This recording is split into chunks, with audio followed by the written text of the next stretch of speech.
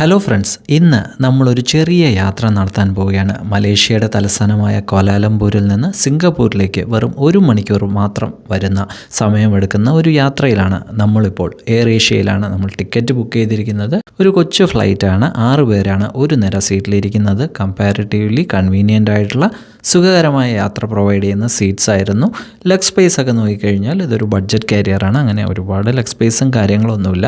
In flight എൻ്റർടൈൻമെൻറ്റ്സോ അതുപോലുള്ള സംഭവങ്ങളോ യാതൊന്നുമില്ല. നമ്മൾ ഏത് ഫ്ലൈറ്റിൽ കയറിയാലും അതിലുള്ള ബുക്കും മാഗസീനൊക്കെ ഉണ്ടല്ലോ, അതൊക്കെ നമ്മളൊന്ന് വായിച്ച് തിരിച്ചും മറിച്ചും ഒക്കെ നോക്കും. 1 മണിക്കൂറേ ഫ്ലൈറ്റിൻ്റെ സമയമുള്ളെങ്കിലും നമുക്ക് മീൽസ് പ്രൊവൈഡ് ചെയ്തിട്ടുണ്ടായിരുന്നു. ഒരു ഹൈദരാബാദി വെജിറ്റബിൾ ബിരിയാണി ആയിരുന്നു ഞാൻ പ്രീ ബുക്ക് ചെയ്തിട്ടുണ്ടായിരുന്നത്.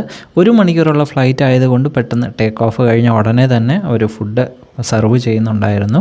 കുറച്ച് പൊട്ടാറ്റോസും കോളിഫ്ലവറും പീസും ഒക്കെ ചേർന്ന് നല്ല ചൂടുള്ള ഒരു ബിരിയാണിയാണ് കിട്ടിയത്. ടേസ്റ്റ് വൈസ് ഓക്കെ ആയിരുന്നു. വെജിറ്റബിൾ ബിരിയാണിയാണ്. ഒരുപാട് വെജിറ്റബിൾസൊക്കെ ഉണ്ടായിരുന്നോ എന്ന് ചോദിച്ചാൽ ഇല്ല എന്നേ പറയാൻ പറ്റൂ. ബട്ട് ഓക്കെ ആയിരുന്നു. കറക്റ്റ് സമയത്ത് തന്നെ നമ്മുടെ ഫ്ലൈറ്റ് സിംഗപ്പൂരിൽ ലാൻഡും ചെയ്തു.